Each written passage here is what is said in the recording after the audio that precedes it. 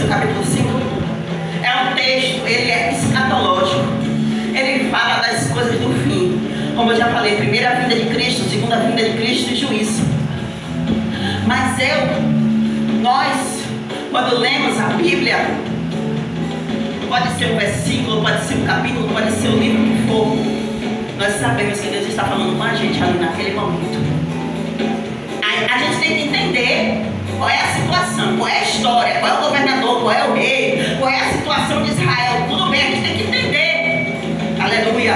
Mas a gente também tem que entender o que é que Jesus quer falar comigo e o que é que Jesus quer falar com você.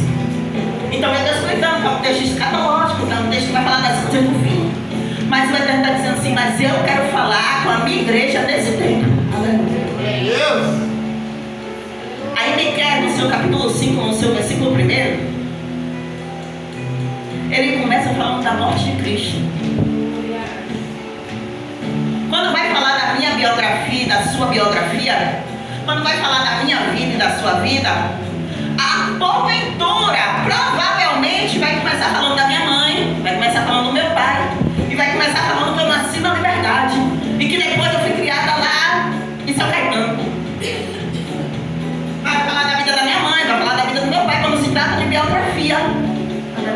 Vai falar da minha vida, do meu nascimento, da minha vida, do dia que deu a luz. É assim que começa a contar a história da nossa vida. E aí Miqueias começa falando da morte de Cristo. Começa. No segundo versículo, que onde também nós lemos, é que ele fala do nascimento. Mas ele começa falando da morte. Aleluia. A sua história começa quando eu e você morremos. Aleluia. Você lembra do seu batismo nas águas? Você lembra? Tem um estudioso aí que diz que toda manhã, quando você vai lavar o seu rosto, que você escova os seus dentes, você tem que lembrar do seu batismo das águas.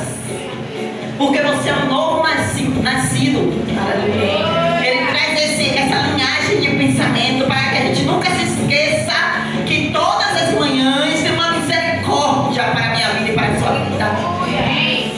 Aleluia. Então é óbvio que tem um novo nascimento para a nossa vida, uma nova história para a nossa vida no batismo. Glória a Deus. Mas a gente começa a viver mesmo quando a gente morre. Aleluia. E que morte? Porque nós queremos a bênção, mas não queremos o abençoador.